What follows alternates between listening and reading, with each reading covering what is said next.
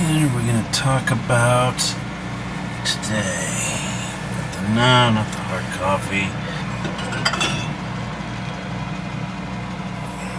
That's the ticket. Some raging bitch. What's up, everybody? Welcome back. Welcome back to another episode of Mixed Up with TGM. We're going to do another beer review tonight. I have the Raging Bitch from the Flying Dog Brewery. It was something that was recommended to me on another on a comment on one of my videos. I said I would take a look for it. I found it, and I found a bunch of other Flying Dog stuff there that I'm going to try as well. So I'm going to jump behind this bar. I'm going to crack this beer open. I'm going to tell you my thoughts. I'm going to tell you what I think. And let's get to the bottom of it. It is a Belgian IPA. So what is a Belgian IPA? Well, I'm glad you asked, and I'm going to give you the short version because I don't really know a whole lot about the subject. I know just enough about it to make me sound like the smartest guy in the room. If that room were full of beer rookies, and if those beer rookies didn't ask a lot of questions. As a general rule of thumb, Belgian IPAs are considered too hoppy for beer drinkers. Various malts are used, but the beers of that style are finished with Belgian yeast strains. You'll generally find a clean bitterness versus American IPAs and a pronounced dry edge. An IPA crossed with a Belgian triple. Alcohol by volume is on the high side. Many examples of Belgian IPAs would be cloudy and with tight lacing, good head retention, fantastic billowy heads. A Belgian IPA is very much a developing style. So a little bit about the history, a little bit that I know, just enough to be dangerous, I guess. Belgian brewing dates back like 2,000 years, and the first recorded use of hops comes from Picardy, France. And that was about 1,200 years ago, I guess. Let's see. What else do I know about it? I don't know, by about the 1300s, I'm just going off of memory, by the 1300s, hops are being used in cultivating of some of the lower countries, including like Belgium. Belgian beer is often typecast as only lightly hopped and not super bitter. The stereotype is true to some extent, but Belgian beers are often light-bodied and crisp, so they tend to need less balancing than fuller beers, but the stereotype is really not fully accurate. So I want to jump into this Raging Bitch Belgian beer, and I want to see, because I've never had a Belgian IPA before. I've only had our American IPAs, and if they're saying that these Belgian ones, if the history is saying Belgian beers are not as bitter as the others, but yet they're too bitter for the Belgium, I'm curious to try and give it a shot and see what happens.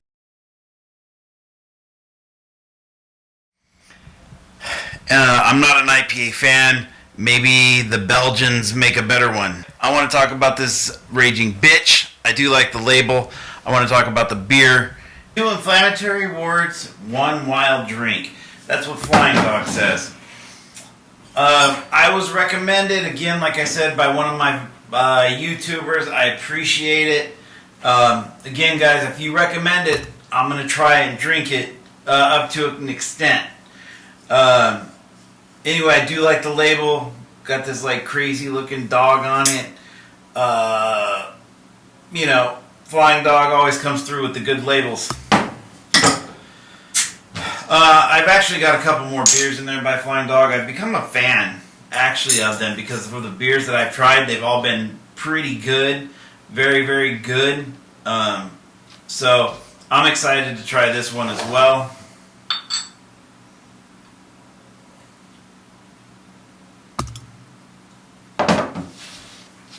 Now, they say the Belgian beers have a good head retention, and that one looks like, to me, like just as I poured it, it looked like it is going to stick around for a minute. So, let's see.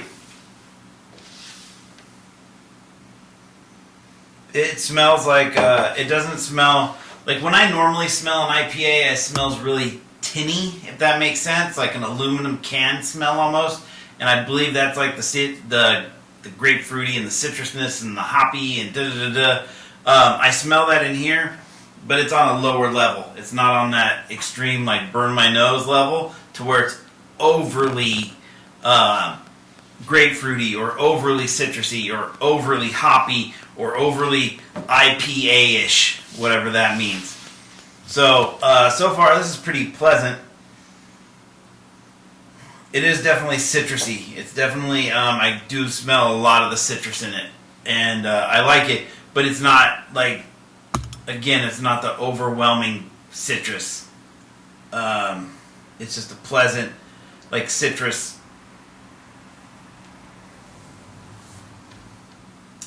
It's just like a pleasant citrus smell, like you would use on your, like when you walk into a house or something and they've just like pledged the floor. That's the kind of citrus smell I'm getting. So that's it. Like they just pledged the floor. That's the citrus smell I'm getting. Like a very light, you just cleaned your house smell.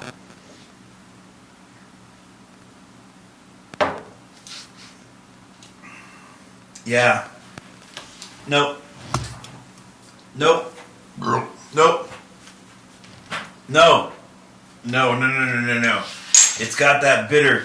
It's got that bitter bite right here. That's what I don't like. That bitter citrus grapefruit hop bite right there. Even though it's mellow, it would be more mellow than a normal IPA. It still hits me right here. And it leaves a bad taste in my mouth. Like, guys, every IPA that I've ever tasted always tastes like the aftertaste of throw up in my mouth. And that's why I don't like it. And this one, I was hoping it was going to be different, but I don't care for it. I know it's one of their most popular selling IPAs at Flying Dog, this Raging Bitch. It's not a favorite of mine, and I didn't go into it anticipating that it would be a favorite, but like my whole mouth is just sour right now from the, oh God. Like my whole mouth is sour right now from the citrus and the grapefruit, and I'm guessing it's the hops and the citrus and all that. I'm not a fan of the Raging Bitch. I'm a fan of the label. The alcohol ABV is 8.3%, so that is higher on the ABV level. Again, I knew going into this beer that I wasn't going to be the demographic, so if you like IPAs, this is probably your thing. I'm not a fan of IPAs. I just try them all. This is still not my thing. This IPA is definitely not my thing. But you know what? I'll take it. I'll take one bad one out of all the batches that I've tried if it comes from Flying Dog. Anyway, that's it. I'm going to finish this because I don't like to see beer go to waste. But after this bottle's gone, we're out of season, baby. Thanks for watching. Thanks for tuning in. Thanks for commenting. Again, if you have something that you want me to try, let me know. I'll try it. I'll give you my opinion on it. If they don't have it in California, it's going to take me a little time to get it, but I'll do it. Anyway, thanks for tuning in. Thanks for watching. I appreciate the comments. I appreciate the support. Catch you next time.